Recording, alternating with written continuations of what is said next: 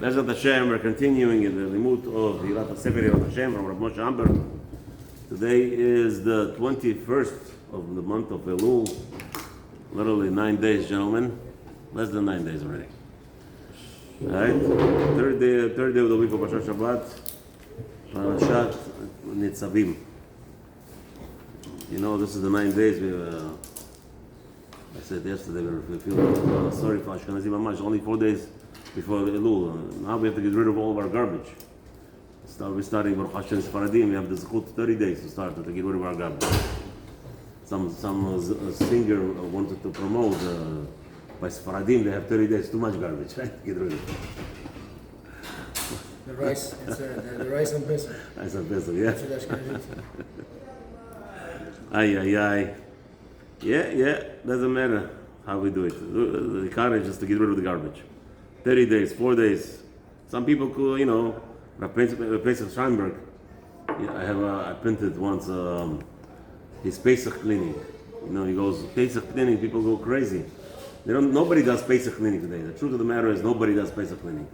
Everybody does spring cleaning for Pesach. Everybody does spring cleaning. So, but it's Ashkenazim, by the way. I know houses in Lakewood 3 months before Pesach already there's no chametz going into the house. So 3 months. If you're telling me that for Pesach you're so mahmir, 3 months you're afraid of chametz into your house. Okay, I'm doing 30 days. I'm doing good. 30 days before Rosh Hashanah, which is going to be deciding, by the way. On Pesach it says that we are judged for parnasah. On Rosh Hashanah we judge for everything. So if you tell me to be 3 months before Pesach without chametz, or 30 days before Rosh Hashanah to do slichot, you know what I chose. You're not going to feel Pesach. Right. 3 months before. Yes, sure. So yesterday we said such a thing. We said that the goy, whatever, I mean, I told you the clear of the Gemara over there, it says that the Bruria was approached by a min.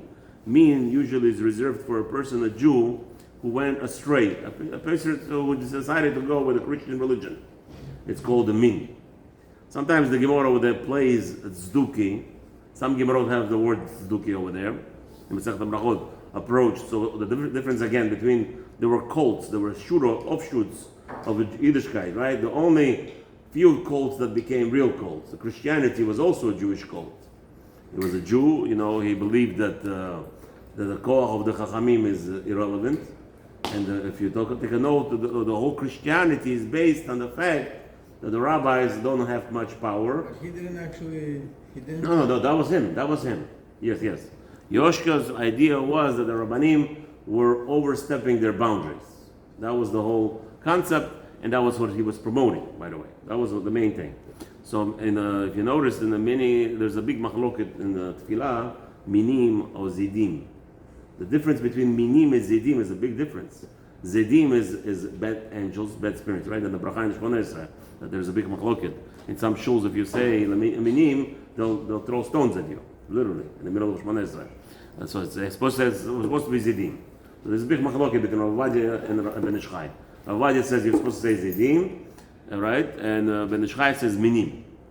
So where's the machloket stems from? I believe that the machloket stems from is because of the question is how do you learn the Gemara? The Gemara also in Marcha Brachot. Who is it? It's the minim. Who was the initiator of the problem? Okay? So according to Shtanzals, Ben Ish Chai is correct. Why? Because Shtanzal said that if you take a look at all the old Gemarot of Vilna, they were going through censorship.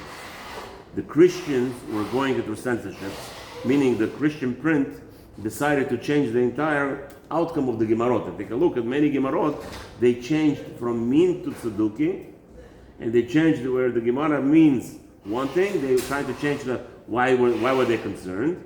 Because again, the Gemara time with the Chachamim, the Amoraim, when they brought the Gemara, and Rabbi Yochanan, when he was establishing, the min was reserved for a Jew who became a Christian. And the Christianity was very much upset with that. So when they did the censorship, they rewrote the Gemarot, and they put the word tzduki, and like over here, the rabbi maybe saw a Gemara where it says a goy, and it's not true. It says over there, Gemara of Shtanzels, Rabbi Shtanzels, how do we know that he's more correct than anybody else? because he had access to the Vatican. Rabbi Steinsaltz, the Rabbi Israel, he went into the Vatican, and he was given full access to the previous Gemarot from the time of the Amoraim. And he saw and he revealed that it says minim, like Ben Ish Chai. So Rabbi Ovadia, so I saw this to somebody, hey, Rabbi Ovadia for sure knew the true Gemara. No, not necessarily. Not necessarily. Rabbi Ovadia is screaming, you must say Zidim.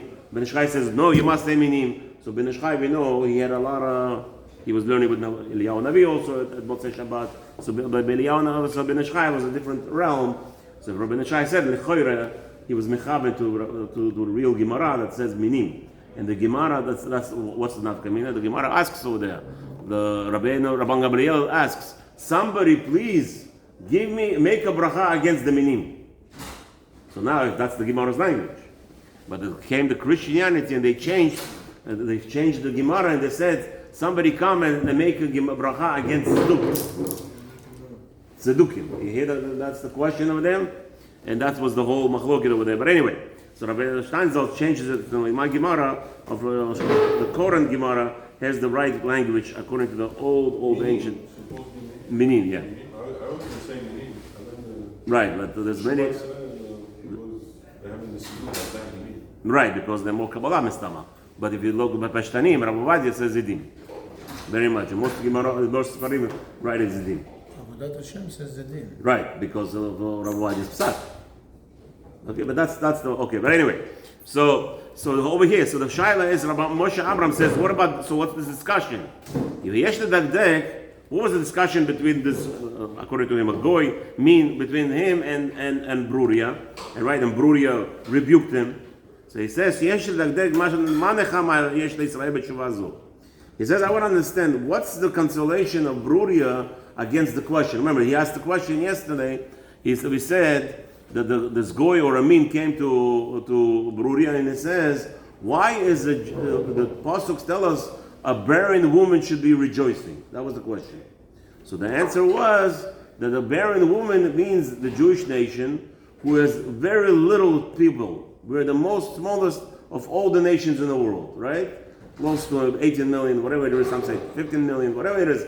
Why? So she answered him that the best crops, the best are less. Diamonds. How many diamonds you have? There are less diamonds because it's more precious. So she said to him, the more precious are less, not to have Rashaim like you. And by the Goyim, it's they have plenty of. Look at those Arabs, right? They play themselves. The Gemara, the Chachamim tell us that the Asarat Kabin Shel Znut, the immorality came down at let's say a level of 100% level of the immorality. And who got the most immoral behavior? Arabs. 90% of all the and 10% of the whole world. You know that? Out of 100%, 90% of immorality in this world went to the Arabs. And they're acting themselves with all the Jilabeh, Shmulabah, the most serious people, right? In reality, the entire immorality is based with them. Based with them. Out of 100%, 90% they have. You hear that the fakeness? So, and what did it have? There was a whole big machlok. One time, the famous story. In London, maybe 30 years ago or something, Yid gets an invitation to come to a big building or some kind of very rich endowment. So he gets a nice check from the endowment. What's the endowment? He got like 10 million pounds or something. So he says, why? He says, well, this person died a few years back, and there was a machloket. There was going to be a dispute. In his will, he said that 10 million pounds should be given to a family in London that has most children. So the past 3-4 years, we were waiting for a dispute between you and another Arab family. There was a dispute. We were going to see who has more children. Baruch Hashem, thank your God you had a child more than them. Like 14 children they have, now you have 15 children. So you got the $10 million. It's a very famous thing in London. One time it happened. But again, look at this guys. All of us are pumping children left and right. The Arabs, they're taking over the countries right now. Over 1 billion something people. What do you want to say? I read the story recently. It's 13. I went to have the 13th. 14, 13. What? Oh yeah, Baruch Hashem. Thank you for correction. What is that? They have more wives. Yeah, they say Osama bin Laden had like 88 children. Yeah. 88 children from 12 wives or something like that. Whatever. Alivai Aleichem, one day to have more children like that. More wives, more children, just to have more shalom bayis. That's my view. But anyway, when you really, so what's the consolation? נראה לי בסייעתא דשמיא שרמזה לו על אחרית הימים שיחזרו לנו כל המקומות הקדושים שכבשו אותם. So she says, the rabbi says, you know what? It seems to me that she's hinting to him that we, in the end of the days, we will gonna recapture all the conquered places by the goyim from the holy places. Ve'em kotel maravi. So we see over there. This again, the rabbi is writing this about 20 years ago. So he says, you see, we got the kotel maravi back. Marat HaMachpelah, the cave of the fathers. Kever Rachel, we got the Kever Rachel back. Kever David, we got the Kever David back. Even though you know that recently the government, there's a preference. Who has the preference in Kever David? Christians or the Jews? The government says no. In the Israeli government, Paskin, the Christians have a preference over the Jews. So if the Christians have an event while the Jews are praying there, they're telling the Jews get out. They have events. They have more preferential rights in Israel over Kever David. We're not talking about Kever of Yoshka. We're not talking about where Yoshka was buried, right? We're talking about David HaMelech. When he was praying, the Christians have more rights at that site. This is recent, maybe a half a year ago in Israel. The government, the courts revealed that the Christians have more rights in those places. But the rabbi says over here, Kever David was given back to us. Yosef HaTzadik, it's not true. Yosef HaTzadik today is in a Christian town still. I mean, not Christian, Arab town. Yeah. They actually have a mosque there. I was there. They have a mosque inside Yosef HaTzadik's kever. Shimon HaTzadik, I don't know what that is. Shmuel HaNavi, okay, Baruch Hashem Shmuel. Even Shmuel HaNavi has a mosque, you know that, right? Shmuel HaNavi, the tomb of Shmuel has a mosque in it. Yeah. בירושלים ובית המקדש וכל ארץ ישראל מן הארץ מצרים ועד הנהר הגדול, נהר פרת. So the rabbi over here is boasting that here we see that we have back Eretz Israel in our hands. Okay. The rabbi didn't know much what we know today. Today already we know that it's all still in Christian control and it's all just it's a game. It's a play on reality. The most prevalent today organization that does the Tshuva movement, that does returning to roots movement. You'll be surprised. I told you this already, right? Israel One. Israel One is a 100% Christian company, and it's pushing everybody to Christianity. This is the number one in Israel today, in Eretz Israel today, number one organization that is working on Jews to become Christians, and they're more successful than unfortunately Arachim and Arutz Alpayim and all the Jewish organizations put together. They're still beating them because they have very heavily advertising.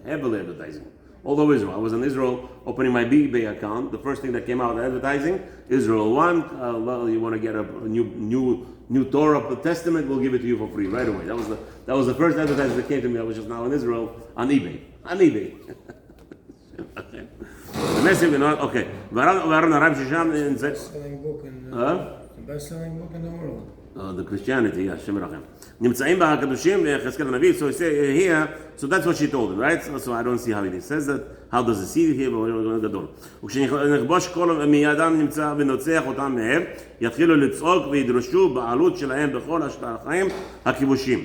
So that's what he says. The reality today, the Arabs are screaming when we're taking back our Kotel Maravi, our Kever of David HaMelech. What's your relationship to the Melech? No, they're screaming it's ours. ואז אנחנו נבכה אותם ויוכיחם להם שאנחנו הם הבעלים העיקריים, and also right, Kever of Yosef HaTzadik that you go right, all those things they're taking over. We are the true owners, we're the true residents. They're coming and say, Rani Akara. So what does that mean? So he says here we see that she said, the Pasuk says, Rani Akara, rejoice, bearing. Shahid b'meshech hagalut, akara מבנייך העיקריים שגלו ורואה את עצמך שבויה בידי בנים רשעים שאומרים על עצמם שהם בניך העיקריים. So all the captors of all that left and kept Israel, the land of Israel in captivity. So it says Rani Akara. Right? Till now, it seemed that the Eretz Israel was barren. was barren without its children. And everybody came and claimed it's ours. Christians came, Arabs came, and there was a constant battle between all this two, right? Throughout the whole history of the past 1500 years or 1300, whatever, the Arabs came and they started battling with Christians. And each time they conquered Eretz Israel, they're claiming belongs to them. But the rabbi says that ובאחרית הימים תראי להפך, שתהיה עקרה מהם כי רבים בני שוממה ובני בעולה. So he says, in the end of the days, we will see throughout the whole history that, hey, they had more populace and they were always conquering Israel and they were always claiming the ownership of it. שהיו שוממים מהבעלים שלהם. The land was from its original owners was barren from it, meaning there was no Jews. והבעלות תחזור לבניך היקרים, and in the end, Bruria hinted to this guy that the land of Israel will be taken over by the Jews. And you see, it's whatever it is today. Is it there? Are we there yet? I don't know. But צריך עיון בגמרא, many שיעורים I give about this whole topic. ותראה אותם ותמשכי, ושבו בנים לגבולם, והם הבנים שמחה במהרה בימינו אמן. And that's where it's going to be a true rejoicing. True rejoicing. Am means, what does the land refer to, right? Mother Russia, Mother Poland, everybody's calling the land as a mother, right? So they're taking it from here, that Em Abalim Smecha, Em, a mother, which means Yerushalayim, will be rejoicing from its children returning back the Karov Me'od, HaShem.